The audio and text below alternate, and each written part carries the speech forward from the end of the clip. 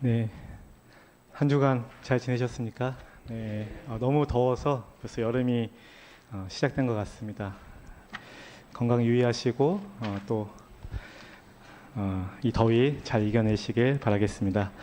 오늘은 마음의 자세라는 제목으로 말씀을 나누고자 합니다. 부제목으로는 두려워하지 말라라는 제목입니다. 시편 18편 1절에서 2절 말씀을 제가 읽도록 하겠습니다. 나의 힘이신 여호와여, 내가 주를 사랑하나이다. 여호와는 나의 반석이시요 나의 요새시요 나를 건지시는 이시요 나의 하나님이시요 내가 그 안에 피할 나의 바위시요 나의 방패시요 나의 구원의 뿔이시요 나의 산성이시로다. 이 시를 지은 다윗은 여호와가 정말로 그에겐 실질적인 반석이고 요새였고 바위고 방패였고 뿔이었고 산성이었습니다. 이것은 그냥 단순하게 문학적인 의미와 멋진 어구로 쓴 것이 아니라 그의 실제적인 경험과 여호와를 향한 그의 마음을 정말로 묘사한 것입니다. 이런 시를 읽을 때 진정으로 마음에 감동이 옵니다.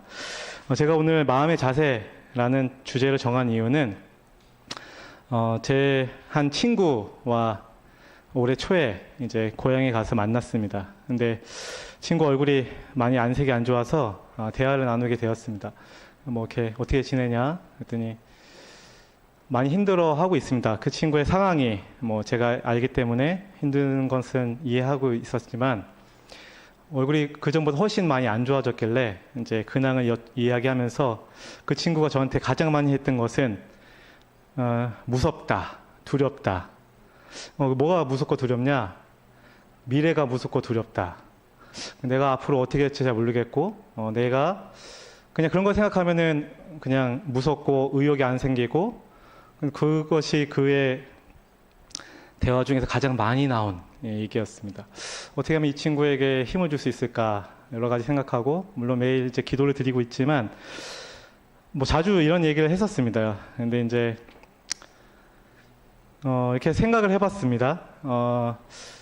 정말로 여러 가지 이야기를 하고 인간적인 방법을 동원해도 이 친구가 또 이것이 좀 깊어져서 이제 좀 치료도 받고 약을 먹고 있는데 굉장히 똑똑하고 건강하고 몸도 건강하고 이런 친구인데 어떤 그런 걱정과 염려 이런 것들이 그 친구를 이렇게 헤어나지 못한 걸 보면서 많이 안타까웠었습니다.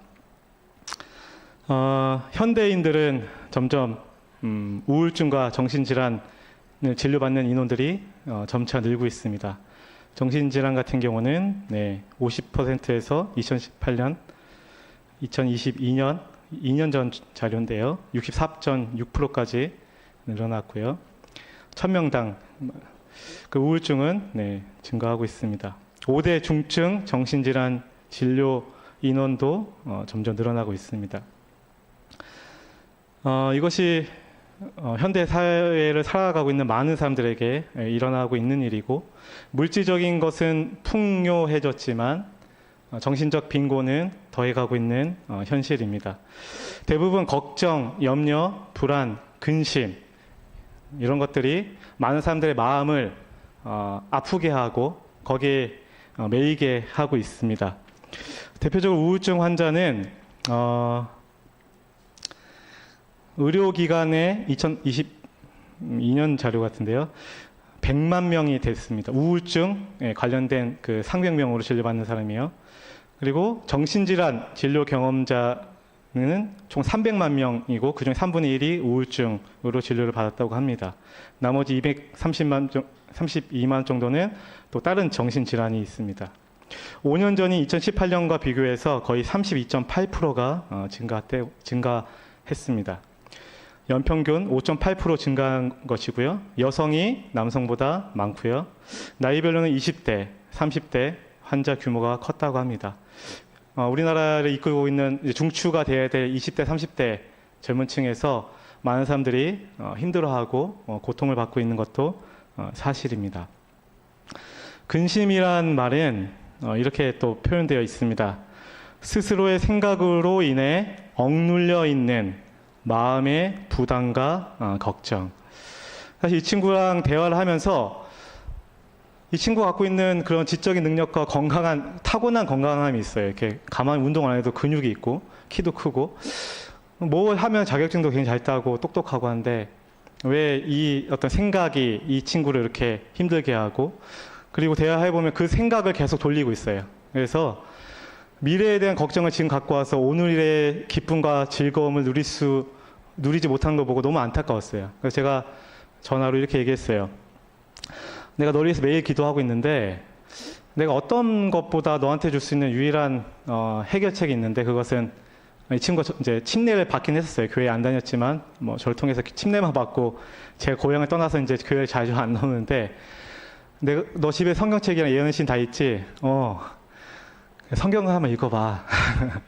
나는 내 삶 속에서도 누구나 걱정이 없는 것처럼 보이지만 모든 사람에겐 다 크고 작은 문제가 있고, 그 문제를 어떻게 해결하는 것은 각자의 어떤 그런 부분이긴 하지만, 나 같은 경우는 내가 너한테 얘기를 안 해서 그렇지 나도 힘들고 어려운 일이 참 많았어. 근데 나는 성경을 읽고 진짜 힘을 얻었고 위안을 받았고, 거기서 내가 진짜 힘을 얻었기 때문에 내가 진짜 유일하게 줄 수 있는 건 내가 너랑 통화하거나 여러 번 기도를 하지만 너 스스로가 성경책을 한번 읽어봤으면 좋겠어 라고 얘기했습니다. 그랬더니 자기는 원래 교회를 안 다녔기 때문에 성경책을 그냥 읽는 것 자체가 좀 어렵다고 하더라고요. 그래서 한번 노력을 해보자 라고 이야기를 했습니다. 사실은 객관적으로 보면 그 친구의 문제는 그 친구의 그냥 그 생각에만 있습니다. 실제로 지금 일어난 일이 하나도 없고요. 그냥 생각을 계속 돌리고 있어요. 사실은 그 생각 자체를, 부정적인 생각 자체를 자기와 일치시켜서 그것을 생각이 떠오르면 바로 그것을 깊이 생각하고 걱정하고 심각하게 생각하기 시작합니다. 사실 이것은 그냥 생각일 뿐이야 하고 버리면 되는 건데 이게 어렵죠, 물론. 근데 이것을 할 수 있도록 객관적으로 볼 수 있게 해주는 것은 영적인 이 부분, 성경책에 사실은 많이 나와 있습니다. 그래서 그 친구한테 성경책을 좀 읽기를 권했고요. 성경에 한 인물이 있습니다. 그에게는 앞으로 큰 일들에 대해서 깊이 고민하느라 밤늦게 혼자 걷고 있는 한 성경 인물이 있었습니다. 그는 위대한 지도자 밑에서 오랫동안 수련을 받았고, 그 지도자가 죽고 이제 그 앞에는 이뤄야 될 놀라운 일들과 무서운 일들이 남겨져 있었습니다. 그래서 잠 못 드는 그 밤 걷고 있을 때 어떤 사람이 나타나서 너는 적이냐 아군이냐 물어봤을 때 바로 그가 누구죠? 여호수아입니다. 모세가 죽고 그에게는 이제 요단강 너머 여리고성부터 크고 무서운 가나안 족속들과의 전쟁의 일전이 남아 있었습니다. 위대한 지도자는 죽었고 그가 물론 충실하게 단련을 받았지만 그 옆에는 정말 무서운 미래가 펼쳐져 있었습니다. 그때 누가 나타났습니까? 여호와, 군대 장관이신 여호와가 나타나셔서 그에게 이렇게 말씀하셨습니다. 내가 내게 명령한 것이 아니냐. 강하고 담대하라.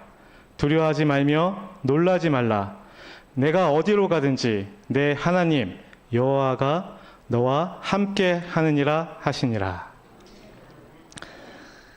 앞으로 일어나지 않는 일이지만 그 미래는 정말 무서운 일입니다. 키가 크고 무서운 족속인 가나안 족속과의 전쟁은 정말 무서운 일이죠. 그 무서운 그 밤에 여호와 하나님께서 나타나셔서 그에게 이 놀라운 위로의 말씀과 용기의 말씀을 주셨습니다. 그리고 여리고를 어떻게 무너뜨릴지 알려주셨습니다.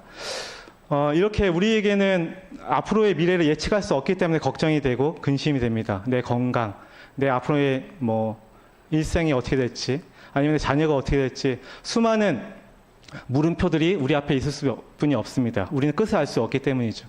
그렇기 때문에 당연히 염려하고 걱정하고 예측을 하게 됩니다. 하지만 그 모든 것들을 한마디로 하나님께서는 놀라지 말라. 두려워하지 말라. 내가 너와 함께 하니까 분명히 명령하셨고 약속하셨습니다. 그 약속을 믿으십니까? 왜 그러면은 하나님께서는 두려워하지 말고 놀라지 말라고 하셨을까요? 성경 찾아보면 두려워하지 말고 놀라지 말라는 말씀이 굉장히 많습니다. 그것은 우리 인간의 연약함과 본성의 연약함, 그리고 그런 모든 것들을 잘 아시는 분께서는 수시로 우리에게 위로하시고 그때마다 위로하셨습니다. 특별히 두려움의 가장 안 좋은 것은 여기 보시면 만일 우리가 의심과 두려움에 대하여 생각하면 그것들은 점점 더 커질 것이다. 우리는 속절없음을 느끼면서 자신의 모습 그대로 믿음으로 하나님께 나아갈 필요가 있다. 그리스도인의 마음과 품성과 인격에 있는 말씀인데요. 의심하고 두려워하고 걱정하고 근심하는 것은 여기 나와 있는 것처럼 점점 커집니다. 그래서 그것이 그 사람의 대부분의 생각에 차지하게 됩니다. 학교 다닐 때 저랑 친한 친구가 있었는데 굉장히 재밌고 활발해요. 어디 모임에만 있으면 그 친구가 얘기하면 재밌고 모임을 잘 주도하는 친구예요. 근데 가끔씩 이 친구가 모임에 같이 친구들 여러 명 만나면 말도 안 하고 뭔가 이렇게 가만히 있을 때가 있어요. 그럼 거의 영락 없이 그날은 여자친구와 싸운 날입니다. 여자친구와 싸운 그 생각이 가득 차 있어가지고 그것 때문에 막 같이 있어도 옆에 있는 것 같지가 않아요. 계속 뭔가 멍하고 막 그걸 걱정하느라 그럼 제가 이럽니다. 야, 빨리 화해하고 와. 전화해 나가 하면 그래. 해결되면 또 막 웃으면서 얘기를 해요. 그 친구에게 그것은 큰 근심이고 그것이 해결되지 않는 이상 그 친구 다른 것이 안 되는 거예요. 우리가 하나님을 믿고 이 말씀의 약속이 있는데 저 또한 마찬가지죠. 두려워하고 걱정과 근심을 이 교회 안에 갖고 오고 예배드리면 말씀이 안 들어옵니다. 그리고 말씀이 튕겨져 나갑니다.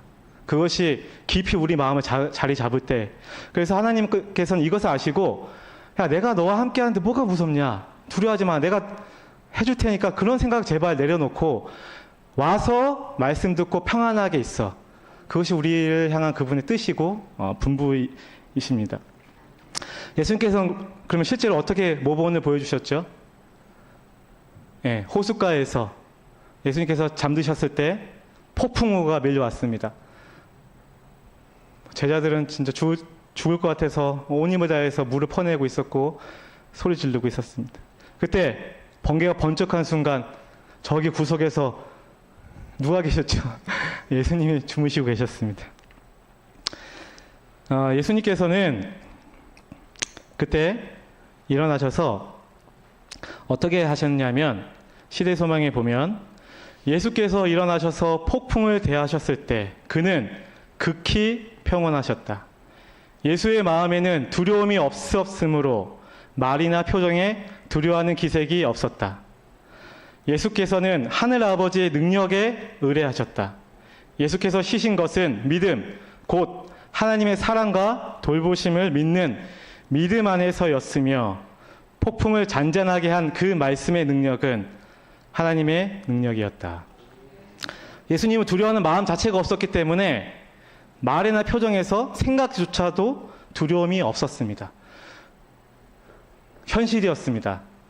진짜 비가 내리고 폭풍이 치고 정말로 그것은 생생한 현실이고 저희가 텍스트로 보는 그런 느낌이 아니라 생생한, 그 순간 여러분이 있다고 생각해 보십시오. 생생한 현실 속에서 진짜 평안하셨습니다. 그 결과가 어떻게 되든 간에 아버지 뜻에 맡겼기 때문이죠. 그래서 그분께서는 우리에게 이렇게 말씀하십니다. 육지건 바다건 우리가 구주를 마음에 모시고 있다면 두려워할 필요가 없다. 주께 대한 산 믿음이 인생의 바다를 잔잔하게 할 것이요, 당신이 가장 좋다고 생각하시는 방식으로 우리를 위험에서 건져내실 것이다. 육지건 바다건 두려워하지 말라고 하셨습니다. 여러분에게 가정사건, 개인사건, 앞으로 올 어떤 미래가 있건 간에 우리 함께 이 말씀을 신뢰하길 바라겠습니다. 몇 년 전에 저도 어떤 이렇게 여러 가지 생각이 많았습니다. 앞으로 내 미래가 어떻게 될까? 나의 계획을, 하나님 뜻이 무엇일까? 그런 것들을 이제 깊이 생각하면서 점심시간에 이렇게 산책을 하고 있었습니다. 혼자서 공원에서 깊이 생각하고 있었는데 갑자기 저 머릿속에 팍 떠오르는 성경절이 있었어요. 하고 가끔씩 저한테 그런 순간이 옵니다. 저는 그 순간 너무 행복해 하는데요. 뭔가 이렇게 깊이 생각하다가 이게 내가 원래 알고 있는 내용을 깨닫는 순간 너무 좋아하는데 그때도 그 순간 그게 딱 떠올랐는데 이 성경절이었습니다. 항상 기뻐하라. 쉬지 말고 기도하라. 범사에 감사하라. 이것이 그리스도 예수 안에서 너희를 향하신 하나님의 뜻이니라.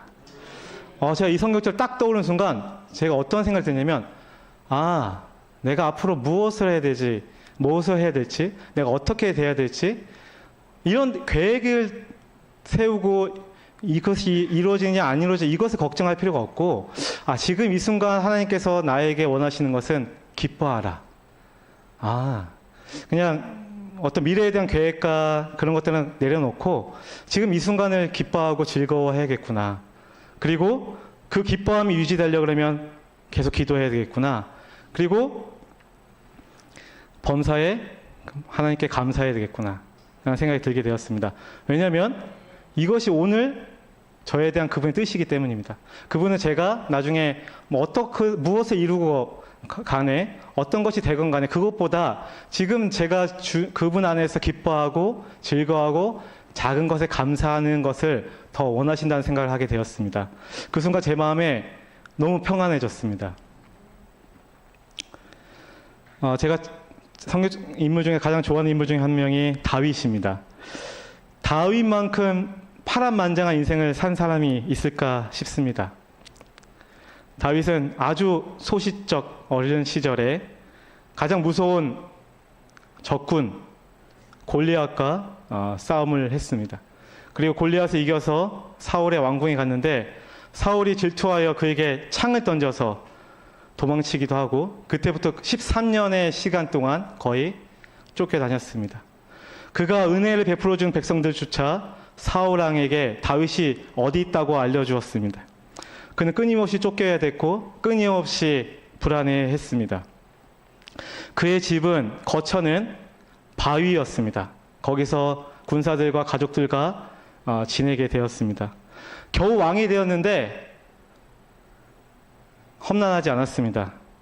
압살롬의 아들에 의해서 예루살렘에서 쫓겨나게 됩니다. 그의 인생은 정말 파란만장했고 끊임없는 일들과 또 어려움들이 있었습니다. 시편 13편 1절에서 4절에 있는 말씀 한번 좀 나누고 싶은데요. 다윗이 시를 썼습니다. 이거 아마 사울한테 쫓겼을 때 쓴 시라고 합니다. 여호와여 어느 때까지이니까 나를 영원히 잊으시나이까 주의 얼굴을 나에게서 어느 때까지 숨기시겠나이까 나의 영혼이 번민하고 종이토록 마음에 근심하기를 어느 때까지 하오며 내 원수가 나를 치며 자랑하기를 어느 때까지 하리이까 여호와 내 하나님이여 나를 생각하사 응답하시고 나의 눈을 밝히소서 두렵건대 내가 사망의 잠을 잘까 하오며 두렵건대 나의 원수가 이르기를 내가 그를 이겼다 할까 하오며 내가 흔들릴 때에 나의 대적들이 기뻐할까 하나이다. 그 천하의 다윗조차 하나님 언제까지 제가 이렇게 살아야 되겠습니까? 정말로 힘듭니다. 주님 왜 저한테 얼굴 숨기시고 제 길에 제 어려움에 전혀 동참하지 않으십니까? 라고 그는 한탄하고 간절하게 이야기를 합니다. 그는 솔직하게 얘기했습니다. 고난의 소용돌이 속에서 시인은 여기 주석에 나와 있는 얘기인데요. 이 인간적인 부르짖음을 터뜨린다. 그에게는 자신이 지금 당하는 고난이 끊임없이 계속될 것처럼 보인다. 이 부르짖음은 오랫동안 아무 불평 없이 고난을 참아오다가 마침내 자신이 더 이상 고난을 감당할 수 없는 지점에 이르렀다고 생각하는 그리스도인이 바라는 자연스러운 부르짖음이다. 사람은 바로 이 같은 상황들 속에서 시인은 이 시의 말미에서 표현하고 있는 만족스러운 경험을 기대할 수 있다. 그는 이렇게 말했지만 그의 본심은 바로 그 다음 절에 있습니다. 다 같이 읽겠습니다. 시작. 나는 오직 주의 사랑을 의지하였사오니 나의 마음은 주의 구원을 기뻐하리이다. 내가 여호와를 찬송하리니 이는 주께서 내게 은덕을 베푸심이로다. 그는 하나님께 하소연했지만 그의 본심은 바로 여기 있습니다. 나는 오직 주의 사랑을 의지했사오니. 그의 미래에 대한 걱정, 근심, 군사력 이런 것을 의지하지 아니하고 주님의 사랑을 의지했습니다. 그렇기 때문에 그의 마음은 기뻐했고 또 찬송했습니다. 성경 주석이 이렇게 나와 있습니다. 시편 13편은 항의로 시작해서 기도로 이어지다가 찬양으로 끝을 맺는다. 이 시에서 하나님께 버림받은 것처럼 보이는 시인은 원수로부터 매일같이 당하는 핍박으로 절망하고 하나님이 도와주시기를 간절히 기도하며 마침내는 새로운 분량의 믿음과 소망 안에서 자신의 기도가 응답되었음을 깨닫는다. 한 단계에서 다음 단계로, 그리고 거기서 또 다음 단계로 향하는 극적인 변화가 이 짧은 시를 주목할 만한 놀라운 시로 만들어준다. 이 시는 다윗이 사울에게 계속 고난을 당하던 중에 지어진 것으로 여겨진다. 이 시는 선한 사람들이 하나님께 버림받았다고 느낄 때 그에게 부르짖고 또한 그의 돌보심에 대해 굳은 확신을 깨닫는 것이 그들의 특권이라는 사실을 가르쳐주는 하나의 고문적인 신뢰이다. 물론 나이는 젊지만 삶에는 여러 가지 국면이 있다는 것쯤은 이제 알고 있습니다. 예, 좀 주로 평탄하게 살다가 어려운 국면도 좀 접해보면서 어른들 좀 이해가 되긴 했습니다. 요만큼. 그러니까 다윗의 첫 번째 1절에서 2절의 국면은 정말 힘든 국면이었습니다. 하지만 두 번째 국면은 그의 그 마음을 간절히 기도하는 국면이 있었고, 세 번째 국면은 그 하나님의 사랑을 의지하고 찬양하는 국면으로 넘어갔습니다. 우리 그리스도인들에게 이것은 너무나 놀라운 특권인 것 같습니다.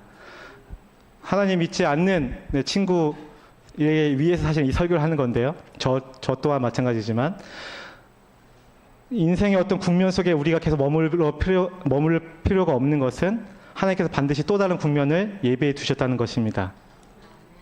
그것을 믿는 것이 바로 그리스도인의 특권이고 보호하심이라고 생각합니다. 이기는 선수의 심리 공식이라는 책이 있습니다. 이 책을 쓴 사람은 미국 메이저리그 선수단을 관리하고 심리적으로 상담하고 문제점을 해결해 주는 아주 유명한 분이신데요. 여러 팀을 돌아다니면서 한 30년 정도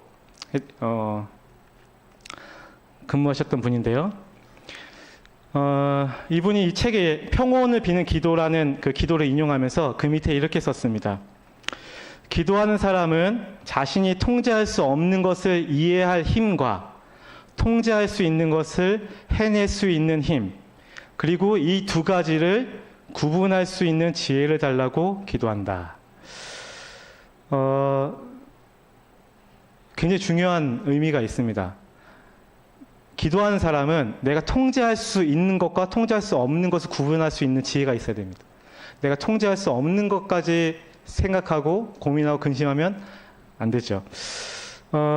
야구 좋아하시는지 모르겠습니다. 저는 하는 건 못하지만 보는 건 좋아하는데 가끔씩 투수에 의해서 많이 주도가 됩니다. 투수가 공을 던져야지 게임이 시작되고요.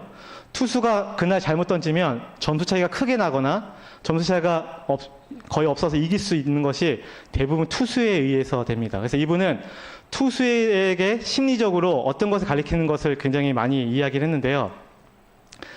예를 들면 여러분들 봤을 때 그냥 운동선수라고 생각하시지만 똑같이 열심히 노력하고 훈련하고 기술을 갖고 있어요. 근데 신기한 게 올라가서 공을 던질 때 그날 타자에 대한 두려움이 들거나 그리고 그날 날씨 상황에 대한 걱정이나 또 공을 쳤는데 같은 편의 수비가 실수해서 주자를 가게 하거나 이 통제할 수 없는 여러 가지 변수에 의해서 자기 마음과 심리가 흐트러지면 몸이 경직이 되고 공이 자기 마음대로 가지 않게 됩니다. 그렇게 되면 빅이닝이라고 해가지고 9이닝까지 있는데 어떤 이닝에서 심하게 심리가 흔들어지면은 점수 차이가 막 9점, 10점씩 나버릴 때가 있습니다. 이렇게 사람의 심리가 굉장히 중요한 것을 이야기하면서 책에 이렇게 얘기했습니다. 투수는 상황이나 결과를 통제할 수 없다. 상대팀 타자라는 변수가 있고 안타의 방향과 심판의 오심이라는 변수가 있을 수 있다. 바람과 비가 오는 것을 통제할 수도 없다. 하지만 투수들은 자신의 생각, 몸, 집중력, 자신이 던지는 투구를 통제할 수 있다. 투수들에게 가장 큰 상은 싸이 영상이라고 합니다. 아메리카 그리고 내셔널리그 각각 한 명씩 뽑아서 주는데요. 이것은 정말로 큰 영예입니다. 이 싸이 영상 받은 투수 2명을 이 책에서 이제 인용을 했는데요. 케빈 브라운이라는 아주 유명한 LA 다저스에 있었던 은퇴하신 분이지만 그분은 이렇게 얘기했습니다. 나는 이미 던진 투구에 대해서 아무것도 할 수 없기 때문에 바로 잊어버립니다.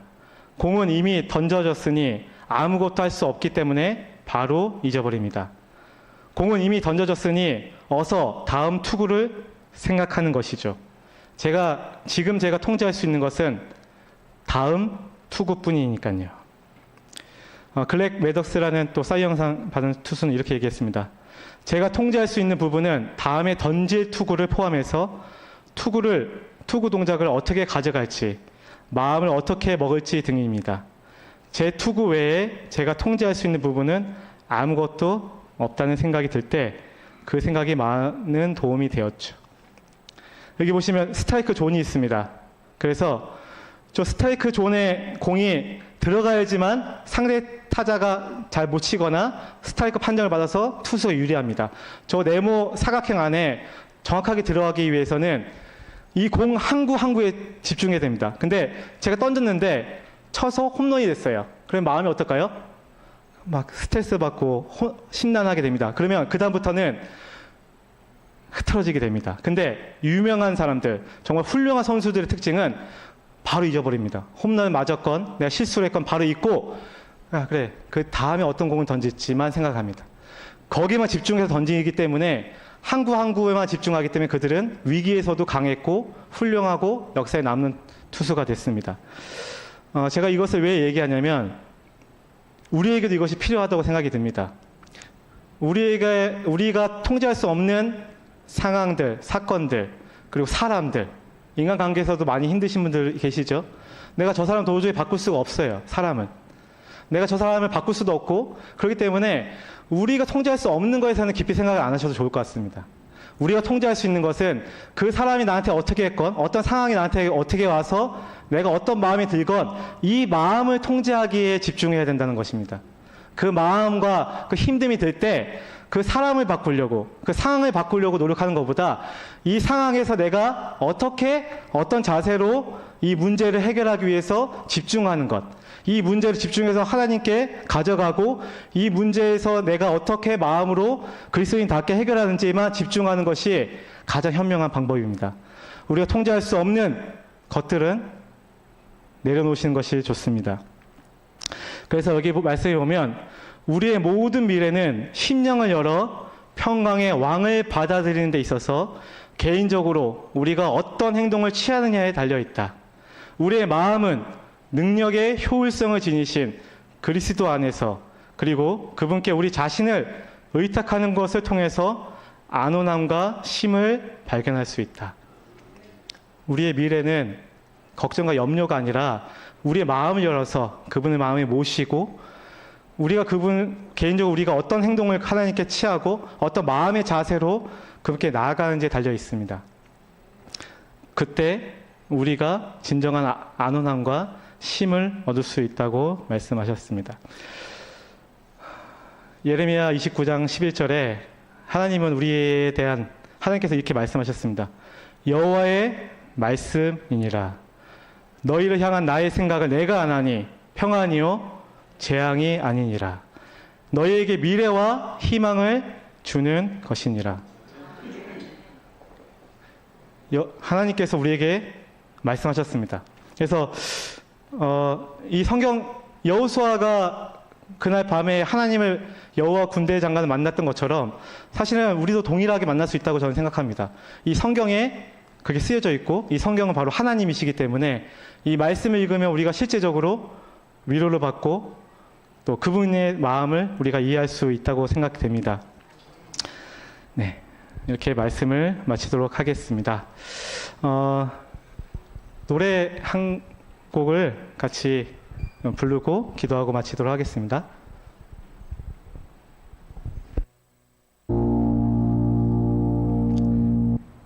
사랑의 하늘의 아버지, 여세 동안 저희들 지켜주시고 이 전으로 인도해 주시니 진심으로 감사합니다. 주님 안에서 기뻐하고 감사하고 또 주님께서 주시는 그 약속을 신뢰하고 믿음으로 저희들이 이 땅에서 누릴 수 있는 그 놀라운 특권을 지금 이 순간 사용할 수 있게 도와주시옵소서. 혹시 몸이 불편하고 또 어려움에 처한 당신의 백성들 주님께서 다 알고 계시오니 늘 보호해 주시고 당신의 사랑의 손길로 돌봐 주시옵소서. 이 모든 것을 주님께 맡기며 사랑의 예수님의 이름으로 간절히 기도합니다.